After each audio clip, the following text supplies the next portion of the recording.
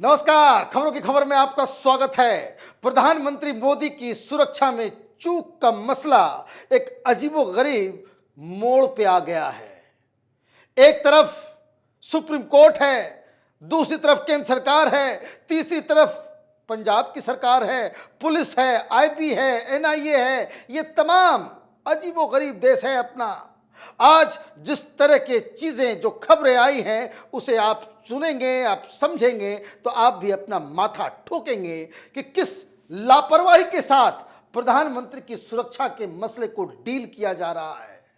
एक तरफ supreme court के तमाम वकीलों को धमकियां दी जा रही है कि खबरदार, सुप्रीम कोर्ट में प्रधानमंत्री के मसले को उठाया गया, उनकी सुरक्षा से जुड़ी हुई चीजों के ऊपर सुनवाई की गई। दूसरी तरफ सुप्रीम कोर्ट है, वो ये कह रहा है कि तुमने शोकॉज नोटिस क्यों दे दिया, आपने हमारी बातों क्यों नहीं माना। सुप्रीम कोर्ट में अलग बहस चल रही है कि किसने क्या किया, नहीं किया, क्यों किसी को अकाउंटेबल ठहराने की कोशिश की जा रही है। आज एक अलग कमेटी बना दी गई। यह कोई नहीं समझ रहा कि प्रधानमंत्री की चूक, जो सुरक्षा में जो चूक हुई, उसकी जिम्मेदारी एक टेररिस्ट ऑर्गेनाइजेशन ले रहा है। सिख फॉर जस्टिस एक खालिस्तानी टेररिस्ट ऑर्गेनाइजेशन है। वो खुलेआम कह रहा है कि हमने किया, हमने प्रधानमंत्री को उस ट्रैप में फंसाया, उनको वापस भेजा। और दूसरी तरफ सुप्रीम कोर्ट के अंदर अजीबोगरीब बहस हो रही है। उस बहस की डिटेल को आप मैं बताऊंगा तो आप भी सिर पीटेंगे कि इस देश के अंदर कितनी ही ज्यादा अनअकाउंटेबल तरीके से चीजों को लिया जाता है। लेकिन पहले उसके बारे में जानना और समझना जरूरी है कि जो लोग इस प्रदर्शनकारियों को ये कह रहे थे कि भाई तो अन्नदाता हैं, किसान हैं, प्रोटेस्ट कर रहे हैं, जो कांग्रेस पार्टी की लाइन थी, उसको आज सिख फॉर जस्टिस उस पन्नू ने चकनाचूर कर दिया। क्योंकि कई सारे, कुछ तो कह रहे हैं कि 1000 की संख्या में वकीलों को बाकायदा एक रिकॉर्डेड मैसेज आया। और इसका खुलासा कब हुआ? जब सुप्रीम कोर्ट के वकीलों के व्हाट्सएप ग्रुप के अंदर एक वकील ने इसका खुलासा किया कि उसको थ्रेट कॉल्स आए हैं। और अचानक उस व्हाट्सएप कॉल में सारे लोगों ने कहा कि हमें भी आया है, हमें भी आया है। सारे लोग ये कहने लगे भाई सबके पास इस तरह के थ्रेट कॉल्स आ रहे हैं। मतलब ये कि इस आतंकी संगठन के पास सुप्रीम कोर्ट में काम कर रहे तमाम वकीलों की लिस्ट है। ये पता नहीं, वकीलों की लिस्ट होगी तो आर्मी वालों की भी लिस्ट होगी, सारे पुलिस ऑफिसर्स की भी लिस्ट होगी। ये कहां कहां ये आतंकी संगठन घुसा हुआ है, ये अपने आप में एक चिंता का विषय है, एक जांच का विषय है। क्या थ्रेटनिंग दिया जा रहा था? तो जो व्हाट्सएप पे जो मैसेज आया है मैं आपको सुनाता हूं। इसमें साफ साफ लिखा हुआ है +44, मतलब ये इंग्लैंड का नंबर है, 7418365564। I got a call from this number. इस नंबर से एक कॉल आया है। Display showed call from United kingdom was playing some recorded message. It claimed that the organization took the credit for blocking Modi on the flyway. It warned the SC judges from proceeding with the case of investigation. It further said that the SC judges should remember 1984 genocide against which no action was taken till date by SC, etc., etc. Has anyone else received such call? A lawyer message in a WhatsApp group. साफ साफ धमकी supreme court के जजेस को। क्या invoke किया जा रहा है कि 84 के दंगे के बाद किसी पे कोई एक्शन नहीं लिया गया और इसलिए इस पे कोई अगर एक्शन लेगा तो आप समझ सकते क्या हो सकता है। अब इन सब के पास जैसे ही एक व्हाट्सएप मैसेज आया, सारे लोगों ने कहा कि भाई हमारे पास भी आया, हमारे पास भी आया। मतलब ये कि एक तरफ ये सिख फॉर जस्टिस आतंकी संगठन हिंदुस्तान के सीनियर मोस्ट वकीलों को धमकियां दे रहा है, जजेस के खिलाफ कार्रवाई करने की धमकी दे रहा है। और कोर्ट के अंदर इसी दौरान एक अजीबोगरीब बहस चल रहा है जिसमें आमने सामने पंजाब की सरकार, केंद्र की सरकार और सुप्रीम कोर्ट के जजेस ये गुत्थम गुत्थी कर रहे थे वहां पे।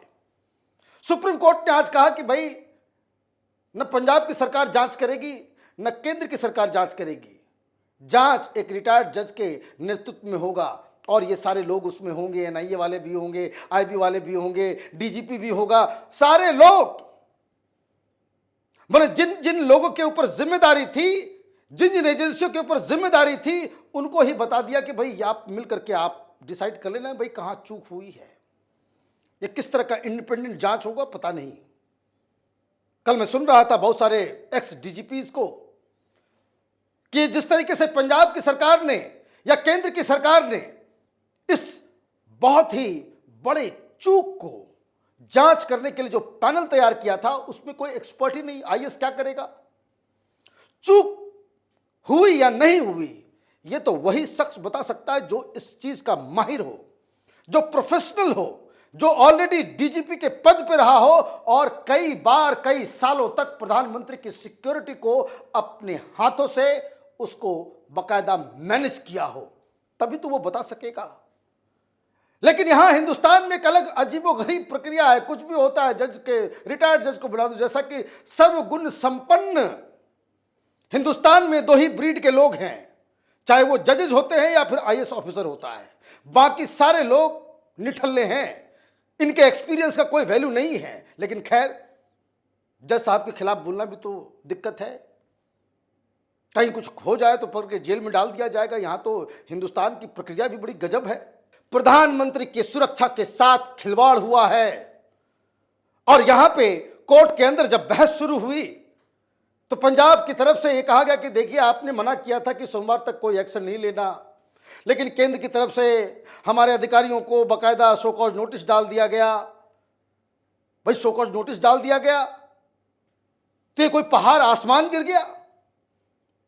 ये तो सरकार कमजोर है।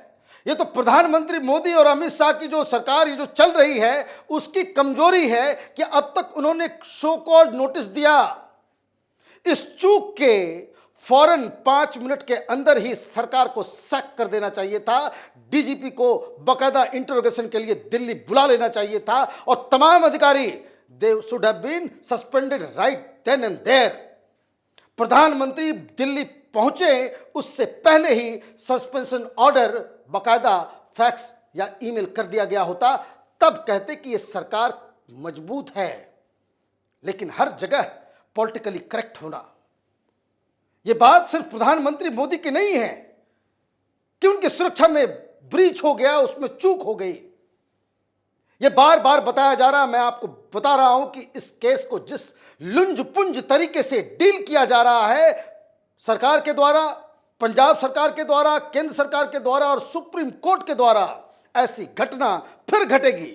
प्रधानमंत्री मोदी तो आएंगे और चले जाएंगे, 10 साल के बाद फिर ऐसी घटना घटेगी तो इसी केस को एक एग्जाम्पल की तरह पेश किया जाएगा, फिर इसी तरह की राजनीति होगी और खुदा न खास्ते ऐसा होना, लेकिन फिर कभी इस तरीके से किसी आतंकी संगठन ने, जो ये खालिस्तानी जिस तरीके से इन्होंने क्लेम किया है कि हमने ये सारा काम किया है, तो कल किसी ओवरब्रिज के ऊपर किसी प्रधानमंत्री को, किसी मुख्यमंत्री को, किसी नॉर्मल से मंत्री को या किसी बड़े पुलिस अधिकारी को इसी तरीके से ओवरब्रिज के ऊपर टैप करके उनकी हत्या कर दी जाती है, तो जज साहब जो आज फैसला कर रहे हैं उसकी जिम्मेदारी लेंगे? क्या ये गृह मंत्री अमित शाह उसकी जिम्मेदारी लेंगे?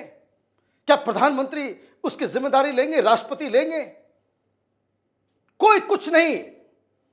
सब अपनी अपनी चाल, अपनी अपनी राजनीति, अपने अपने हिसाब से पॉलिटिकली करेक्ट कैसे होना है उसी में सब लोग जुड़े हुए हैं।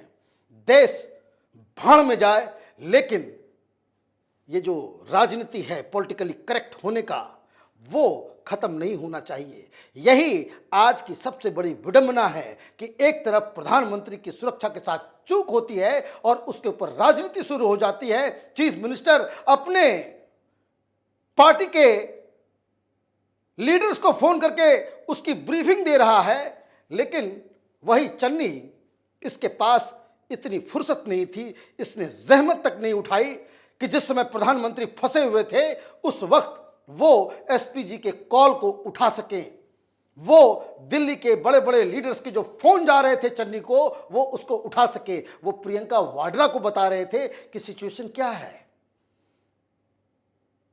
कांग्रेस पार्टी का अध्यक्ष पंजाब का, वो ये कह रहा है ये ड्रामा है। तो ये सही ड्रामा, अगर ये सब कुछ ड्रामा ही है तो चीफ जस्टिस रमन्ना साहब को बता देना चाहिए कि भाई ड्रामेबाजी के लिए हमारे पास कोई जगह नहीं है, कोई टाइम नहीं है। क्यों किसी रिटायर्ड जस्टिस को, जज को आप इस पचड़ में डाल रहे हो?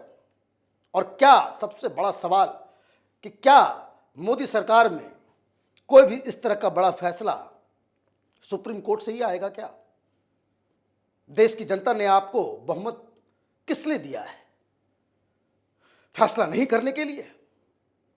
क्या इस देश की जनता ने इसलिए मोदी को चुना है कि आपके ऊपर हमला हो और आप दुबक जाएं? जब तक कोर्ट से आदेश नहीं आए तब तक कोई एक्शन नहीं होगा। इस गंदी राजनीति के चक्कर में हिंदुस्तान को भविष्य में बहुत बड़ा, इसको कह सकते हैं, खामियाजा भुगतना पड़ेगा। आप देखते रहिए कैपिटल टीवी। हमारे वीडियोस को लाइक कीजिए, शेयर कीजिए और हमारे चैनल को सब्सक्राइब कीजिए। धन्यवाद।